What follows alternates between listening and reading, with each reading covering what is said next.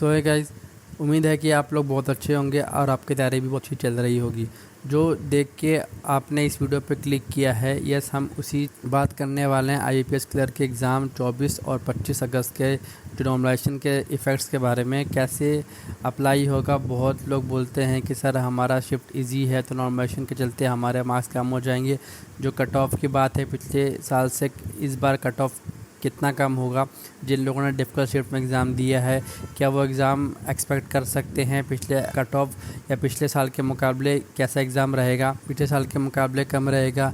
इन सब चीज़ों पे मैं कोई देने की कोशिश करूँगा इस वीडियो में, तो एंड तक ज़रूर देखिएगा। ये वीडियो आपके लिए काफ़ी हेल्पफुल होगी। तो फर्स्ट ऑफ ऑल बात करते हैं आईपीएस क्लर्क के 24 to 25 अगस्त के जो पेपर हुए थे। देखो शिफ्ट में उतार चढ़ाव देखना कॉमन है, लेकिन जो थर्ड शिफ्ट की 24 अगस्त की मेन स्पेशली इस शिफ्ट का नाम ले रहा हूँ क्योंकि इस शिफ्ट में हमने देखा था कि पेपर का लेवल काफ़ी अलग था। जो वो स्टूडेंट एग्ज़ाम देकर बाहर आ रहा था, सबने बताया कि सर अलग ही लेवल का था।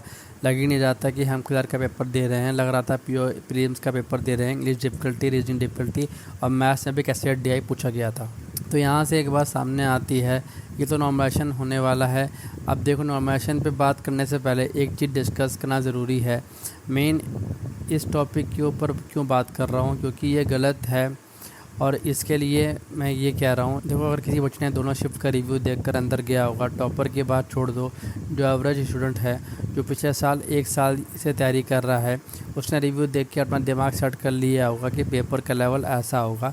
लेकिन जब उसने एग्ज़ाम हॉल में एक टोटली न्यू टाइप का पेपर देखा होगा तो वहाँ पे जो क्वेश्चन इजी होंगे उन पे भी उसने गलती कर दिया होगा वो, और वहीं पे आईपीएस का मार्क्स नॉर्मलाइजेशन में नहीं देगा। मेरा ये पॉइंट है कि शिफ्ट में इतना वेरिएशन होना ठीक नहीं है। इजी क्वेश्चन पे भी गलती होगी और फिर नॉर्मलाइजेशन में मार्क्स नहीं मिलेगा। इस वजह से मेरा ख्याल है कि शिफ्ट के बीच में इतना डिफरेंस नहीं होना चाहिए। हाँ, शिफ्ट में उतार चढ़ाव तो होते ही हैं और वो हम कुछ नहीं कर सकते हैं। जो एग्ज़ामिनर है वो अपने हिसाब से बेस्ट सोचता है। अब अगर नॉर्मलाइजेशन की बात करें, देखो नॉर्मलाइजेशन 2 तरीके से होता है। फर्स्ट ऑफ ऑल लोग कुछ बोलेंगे कि मार्क्स घट जाएंगे अगर आपका शिफ्ट इजी था, ये एक्यूरेसी का ये नहीं, वो 2 तरीके होते हैं। बड़ा तरीका ये होता है कि क्वेश्चन वाइज और दूसरा होता है शिफ्ट वाइज।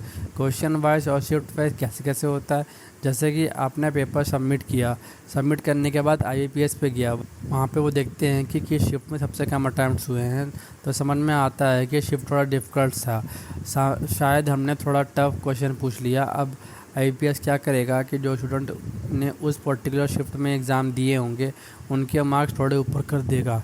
एक मैथमेटिकल फार्मूला है, मैं उसको डिटेल में नहीं बताने जा रहा, लेकिन वो मार्क्स ऊपर अप कर देगा आपका।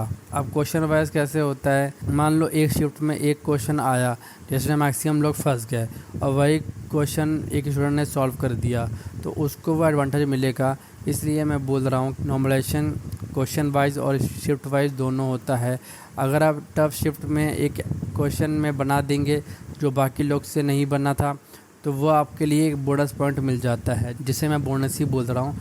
ये एक्चुअल में एक मैथमेटिकल फार्मूला के थ्रू होता है। कहीं पे भी आप फार्मूला उठा के देख लो, कहीं पे भी ये लिखा नहीं होता कि एक्यूरेसी की बेसिस पे आपको मार्क्स मिलेंगे या घट जाएंगे। अब अगला क्वेश्चन आता है, क्या आईबीपीएस को ये कह सकते हैं कि सर मुझे ना इजी शिफ्ट में डाल दो फिर बाद में मेरा मार्क्स घटा देना। ऐसी अफवाह पे बिल्कुल कान मत दो। अगर नेक्स्ट बात करें कट ऑफ की, तो इस पूरे सिनेरियो में कट ऑफ पे क्या असर पड़ेगा। मेरा भाई कंपटीशन हर साल बढ़ रहा है, हर साल। मैं थोड़ी झूठी उम्मीद नहीं देना चाहता। देखो मान लो पिछले साल तुम्हारा स्टेट का कट ऑफ 80 था, इस बार थोड़ी वैकेंसीज भी बढ़ी हैं लेकिन पेपर का लेवल भी चेंज हुआ, कुछ शिफ्ट टफ हो गई थी। तो ये एक्सपेक्ट मत करो कि 80 से 75 आ जाएंगे या घट जाएगा। कट ऑफ उसी के आसपास रहेगा, मैक्स टू मैक्स 1-2 नंबर इधर उधर हो सकता है। ये गलतफहमी मत पालो कि सर कट ऑफ घट जाएगा क्योंकि पेपर टफ आया है, ऐसा नहीं है। बाकी नॉर्मलाइजेशन का पूरा बेनिफिट मिलेगा तुम्हें। आईबीपीएस नॉर्मलाइजेशन का पूरा फ़ायदा देता है, मैंने खुद भी देखा है जब मैं प्रिपेयर कर रहा था। अगर टफ शिफ्ट आई थी तो मुझे भी बेनिफिट मिला है। मैं प्रैक्टिकल एग्जांपल के साथ बता चाहता हूँ, शर्टेड बंदा हूँ और मैंने ये देखा है कि ये सब होता है। अब जो लोग एग्ज़ाम देने वाले हैं नेक्स्ट शिफ्ट में या अगली डेट्स में, प्लीज़ बहुत ठंडे दिमाग से जाना। सेकंड, एक्सपेक्ट द अनएक्सपेक्टेड, क्योंकि कुछ भी पेपर में आ सकता है। आजकल आईपीएस अगर मूड में है तो वो थोड़ा सा टफ कर सकता है, लेकिन उस टफ पेपर में भी पहले ढूंढो कि क्या क्वेश्चन इजी है, करने लायक है, और उन्हें गलत मत करना। जब भी टफ शिफ्ट या टफ एग्ज़ाम हो, सबसे पहले ढूंढो कि उसमें से क्या करना होता है और सबसे पहले वही करो।